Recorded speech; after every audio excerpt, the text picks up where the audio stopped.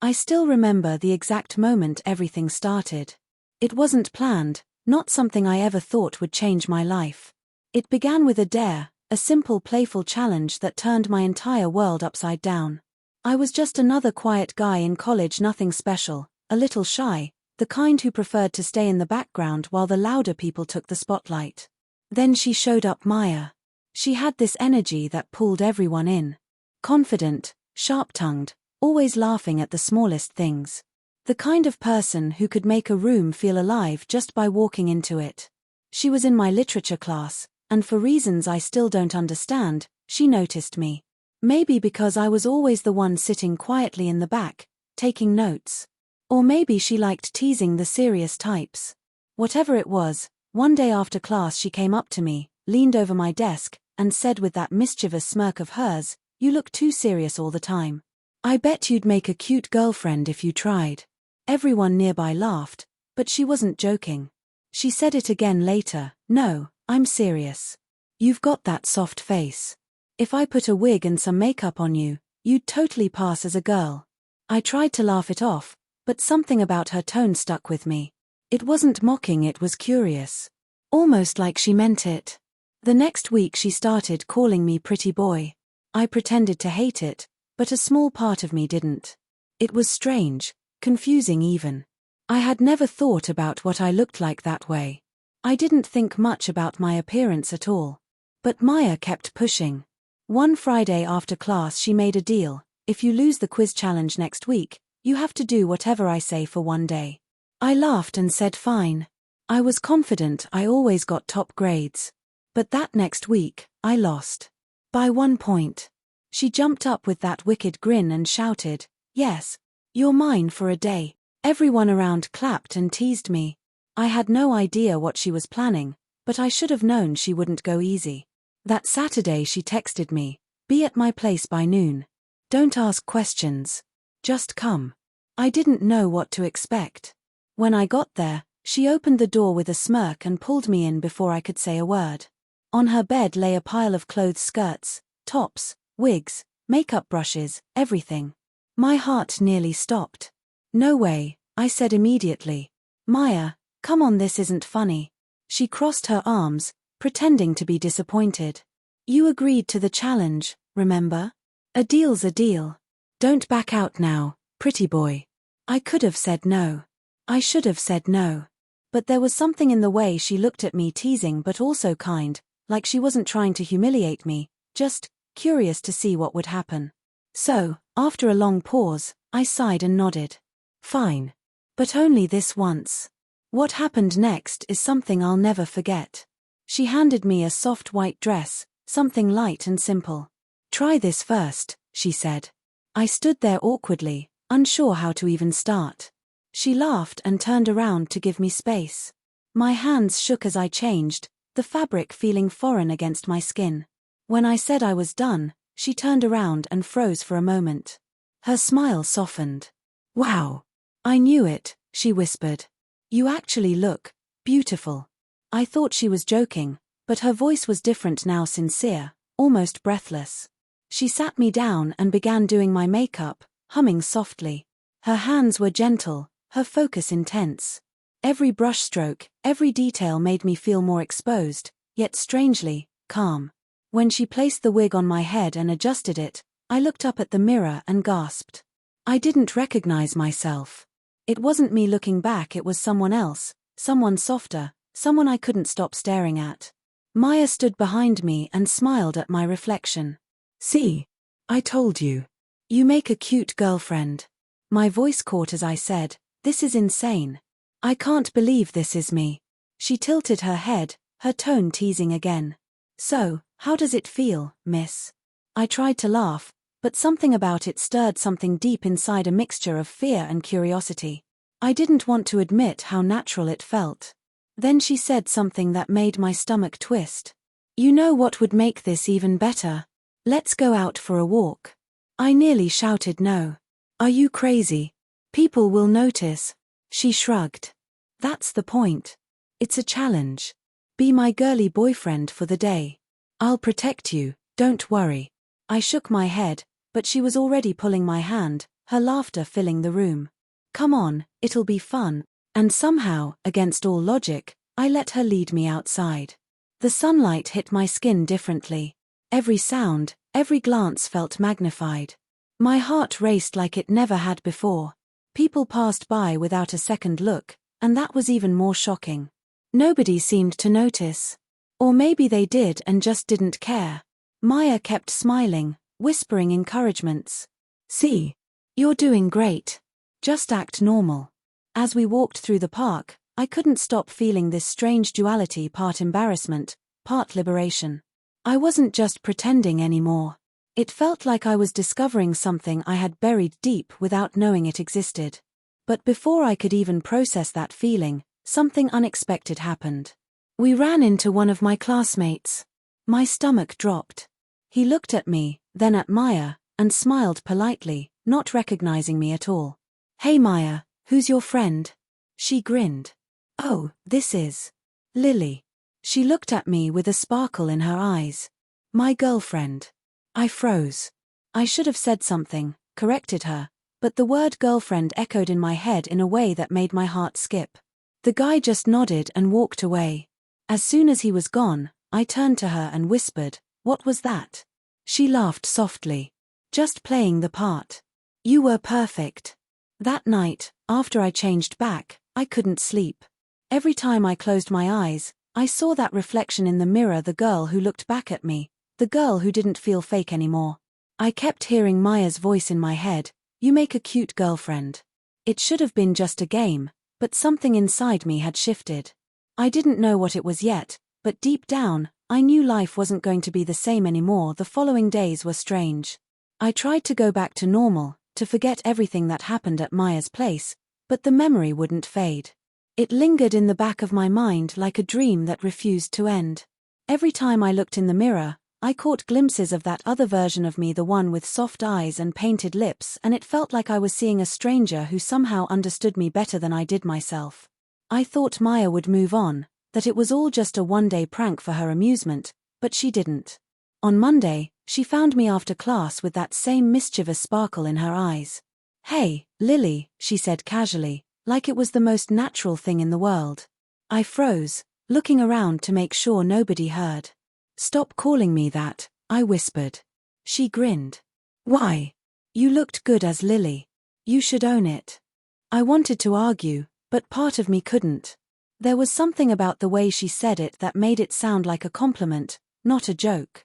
She didn't treat it like humiliation, she treated it like a secret we shared.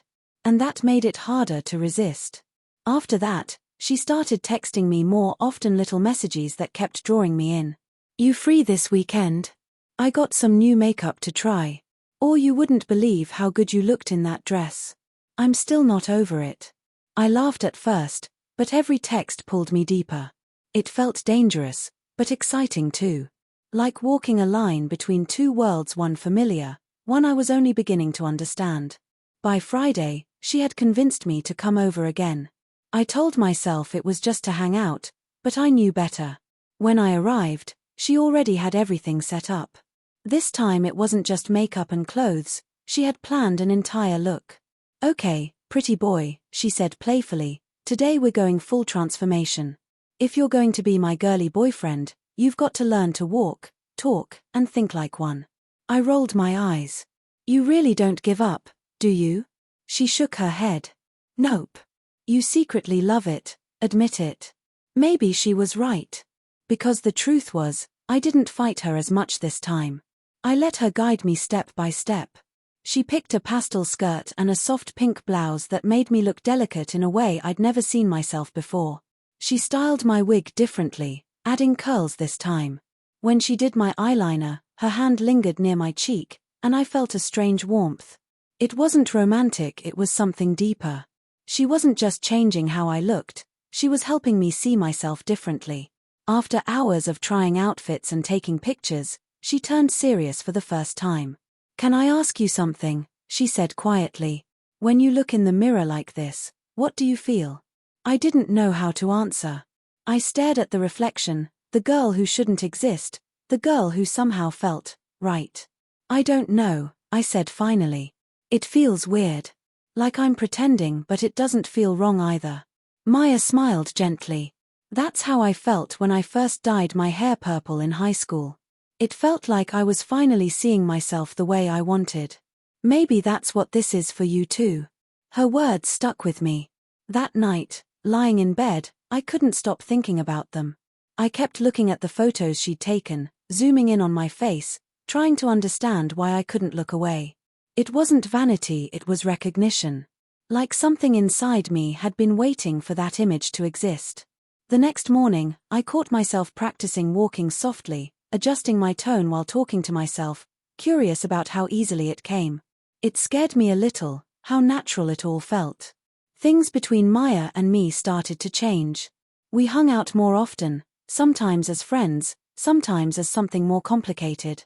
She started introducing me to small social experiments, nothing public at first.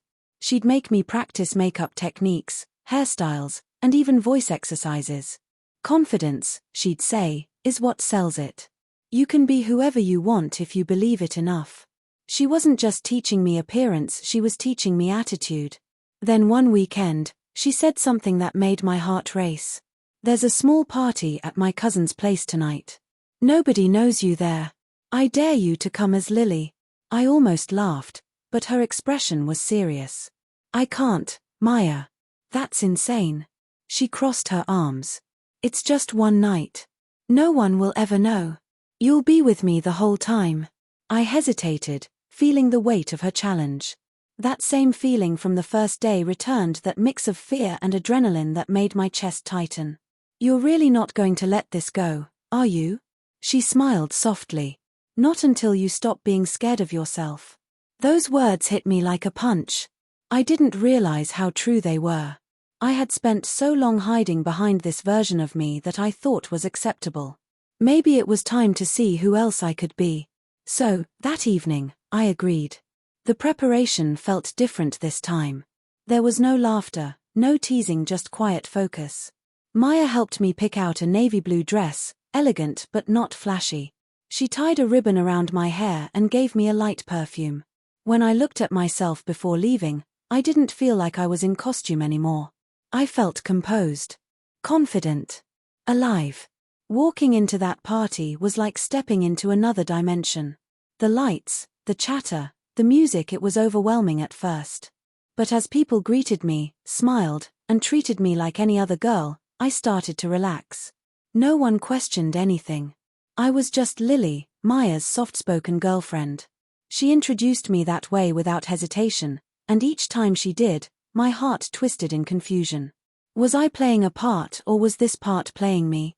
At one point during the night, someone asked how long we'd been together. Maya glanced at me with a smile, waiting for my answer.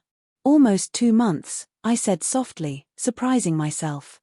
It came out naturally, effortlessly. Everyone nodded, believing it without question. That's when I realized how easy it was to live as Lily when nobody expected otherwise. But then, as the night ended and we walked home, reality crept back in. The heels hurt, the makeup felt heavy, and the thought of returning to being him again made my stomach sink. Maya noticed. "You okay?" she asked. I nodded, but my voice cracked. "Yeah. Just tired." She stopped walking and touched my shoulder. "You don't have to pretend with me," she said quietly. "If this feels right, you don't have to fight it." I didn't answer. I couldn't. Because deep down, I knew she was right. That night, after I took off everything and washed my face, I stared at my reflection for a long time. The boy staring back looked hollow, incomplete. I whispered to myself, who am I really? And for the first time, I didn't have an answer. After that night, everything between us changed. I couldn't go back to pretending that Lily was just a game. She had started to feel real, too real, and every time I looked in the mirror as myself, it felt like I was wearing a mask I couldn't take off. Maya sensed it before I even admitted it to myself. She never pushed, never forced, but she always seemed to know when to say the right thing. "You look unhappy when you're pretending to be him," she said once, sitting beside me in the park. "But when you're Lily, you glow." I tried to laugh it off, but the truth was starting to hurt. I was living 2 lives and I didn't know which one belonged to me anymore. One afternoon, as we were studying in the library, she leaned close and whispered, "My photography class is doing a portrait project next week. I need a model. Be my muse, Lily." My heart skipped. "You mean, like, in full?" She nodded with that same daring smile. "In full, Lily. Mode. Don't worry, it's just for class. Nobody will know." I hesitated, but something inside me wanted it. Maybe because I was tired of hiding. Maybe because I wanted to see myself the way she saw me. So the next week, I showed up at her apartment again. She had everything ready: lights, backdrops, outfits. It was the most effort I'd ever seen her put into anything. When she started applying my makeup, she was quiet, focused, like she was painting something sacred. Every touch was careful, every detail deliberate. When she was done, she took a step back and whispered, "Perfect." I looked in the mirror and felt my breath catch. The reflection didn't shock me anymore, it felt natural, like I had finally come home. The photo session started softly. Maya guided me through poses, telling me when to tilt my head, when to smile. Her voice was calm, encouraging. But as she took more photos, I began to feel something shift. The way she looked at me wasn't playful anymore, it was reverent, almost emotional. When she lowered her camera, there were tears in her eyes. "What's wrong?" I asked. She smiled faintly. "Nothing. It's just. I've never seen someone come alive like this before. You're beautiful, you know that." My throat tightened. I didn't know how to respond, so I didn't. She stepped closer, wiping a bit of blush from my cheek, her eyes meeting mine. "You don't have to hide from yourself anymore," she said softly. That sentence echoed in my mind all night. I couldn't sleep. I kept staring at the pictures she sent me, the way I smiled, the way my eyes looked softer, freer. I realized something that terrified me. Lily wasn't just a character. She was a part of me that had always been there, buried under expectations and fear. And now that she had surfaced, she wasn't going away. But as freeing as that realization was, it came with consequences. The next week, someone from Maya's photography class posted one of her portraits online. It was supposed to be anonymous, but people started guessing who the model was. A few classmates noticed the resemblance. "Doesn't this look like?" The rumors spread faster than I could react. By the time I got to campus, whispers followed me down the halls. Maya tried to calm me down, but panic had already taken over. "Everyone's going to know," I told her.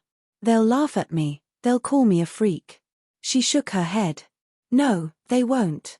You're not a joke. You're brave." But bravery didn't feel like enough.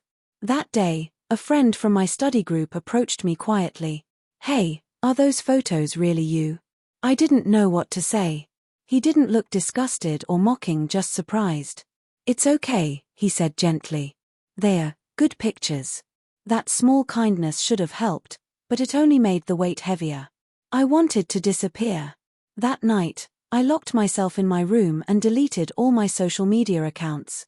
I didn't answer Maya's calls. I just sat there staring at the reflection that had caused all of this chaos. For the first time, I didn't know whether to hate or thank her.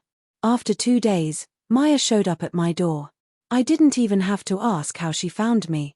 She just said quietly, "You don't get to hide now." "Not after coming this far." I didn't answer. She stepped closer. "You told me once you didn't know who you were." "Well, I think you do now. You're just scared to admit it." I wanted to yell, to tell her she didn't understand, but she did. She always did.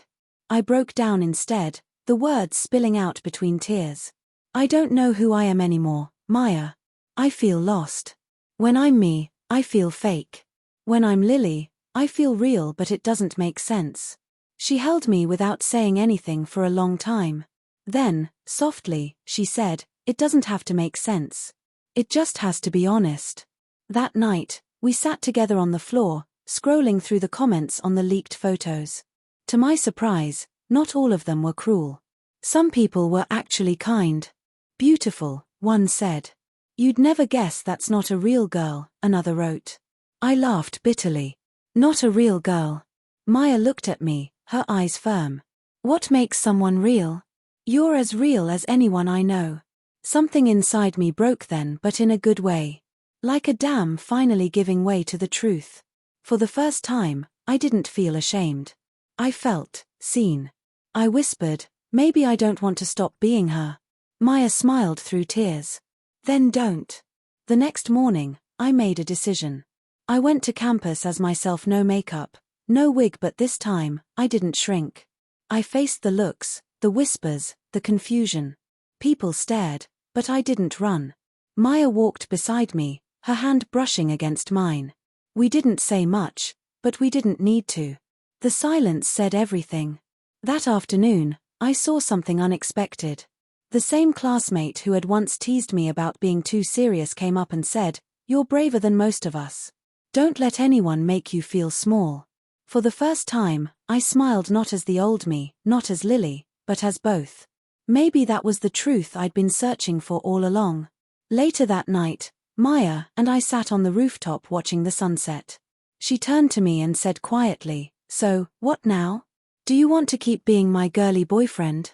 I laughed softly. "I don't know if I'm your boyfriend or your girlfriend anymore." She grinned. "Then maybe you're just mine." We didn't label it after that. We didn't need to. What we had wasn't about names, it was about understanding, about seeing each other beyond the surface. And yet, deep inside, I knew my journey wasn't over. The world would still question, still whisper, still judge. But for the first time, I didn't care. Because I had seen myself, truly seen myself, and once you do, there's no going back. Still, something in me wondered what would happen when everyone else finally found out the full truth. Would they accept it, or would I lose everything I'd built? That question lingered like a shadow, waiting for the moment it would rise again and test everything I had become. It's strange how quickly a secret can become a story everyone thinks they know. Within a week, the photos were all over campus forums. Some people defended me, some mocked me, most just whispered behind my back. It was like walking through fog. Every face I passed could have been judging, guessing, remembering. I told myself I didn't care, but I did.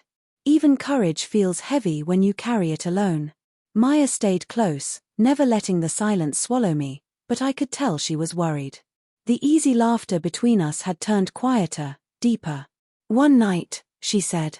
Softly, "I wish I could protect you from this." I shook my head. "You already did. You showed me who I am. That's more than enough." But the truth is, I wasn't sure who I was anymore. Being Lily had started as a dare, but now it felt like a mirror I couldn't look away from. Every time I dressed as her, I felt more honest, more alive. Every time I tried to go back to being the old me, it felt like acting. It wasn't just about clothes or makeup, it was about freedom, about seeing myself without the weight of expectation. Yet, no matter how much I accepted it privately, the world around me wasn't ready. The breaking point came one afternoon when I walked into class and the room fell silent. Someone had printed one of Maya's photos, one where I was smiling in the blue dress, and taped it on the wall. "Who's she?" someone joked, though the laughter was nervous, unsure. My face flushed, my hands trembling as I pulled it down. Maya stood up beside me, her voice steady. "Grow up. It's called art." But the damage was done. Whispers filled the room again. That night, I didn't go home. I just walked. Through the park, down the quiet streets, under the orange glow of streetlights that made everything feel unreal. I wanted to disappear into that silence. Eventually, my phone buzzed. A message from Maya, "Where are you?" I didn't reply. Then another, "Please don't run from this. From yourself." I stared at those words for a long time before I finally texted back, "Maybe I need to figure out who myself really is." The next few days were a blur. I stopped going to classes, stopped answering calls. My world shrank to the walls of my room and the thoughts that wouldn't stop spinning. I looked at my reflection again and again, switching between who I thought I was supposed to be and who I had become. Neither felt complete without the other. I wondered if anyone could ever understand that feeling, being caught between two names, two faces, two versions of truth. Then one morning, I woke up to a knock on the door. I knew it was her before I even opened it. Maya stood there, holding something behind her back. "You disappeared," she said quietly. I couldn't let you vanish like that. I didn't know what to say, so I just stepped aside and let her in. She pulled out a small box and handed it to me. Inside was a necklace, a simple silver pendant shaped like a half-moon. "What's this?" I asked. She smiled faintly. "Half of the truth. You already have the other half inside you. I just thought you might need a reminder." That broke something in me again, the wall I'd built out of fear and confusion. I hugged her tightly, feeling tears I didn't realize I was holding. "I don't know what to do anymore," I whispered. "Everyone's talking. I can't hide, but I can't explain it either." She pulled back slightly and looked into my eyes. "You don't owe anyone an explanation. The only person who needs to understand you is you." We spent that day together in quiet calm, no makeup, no disguises, just silence and sunlight spilling through the curtains. For the first time in weeks, I felt peace. She helped me take new photos, nothing fancy, just me as I was. Not hiding, not performing. She said, "Maybe the world needs to see both sides." That night, I did something I never thought I would. I posted one of those pictures online with a caption that simply said, "Still me." The response was overwhelming. Some people mocked it, yes, but others thanked me. Strangers who said they felt seen, understood. One comment stayed with me: "I don't know who you are, but I think you're brave for existing honestly." It wasn't approval I was looking for, it was understanding. And somehow, that one message made me realize I didn't have to choose between two versions of myself. I could be both. The next day, when I went to class, the stares were still there, but they felt different. Less like knives, more like questions. People didn't whisper as much. One girl even smiled at me, small and hesitant, but genuine. Maya watched from across the hallway, her eyes bright with pride. Later, she said, "You did it. You stopped hiding."